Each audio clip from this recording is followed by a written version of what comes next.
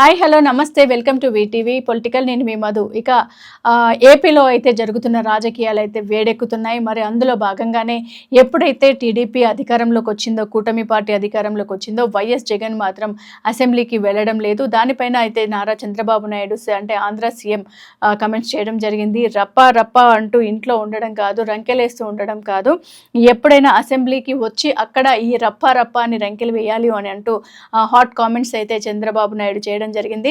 మరి చూడాలి, మరి ఈ వ్యాఖ్యలు విన్న తర్వాత కూడా జగన్మోహన్ రెడ్డి నెక్స్ట్ అసెంబ్లీకి వెళ్ళి మరి రప్పారప్ప నరుకుతాడా లేదా అనేది అయితే మనం కూడా వెయిట్ చేసి చూద్దాము. సో కీప్ వాచింగ్ ఆన్ వీటీవీని సబ్స్క్రైబ్ చేసుకోవడం మర్చిపోకండి.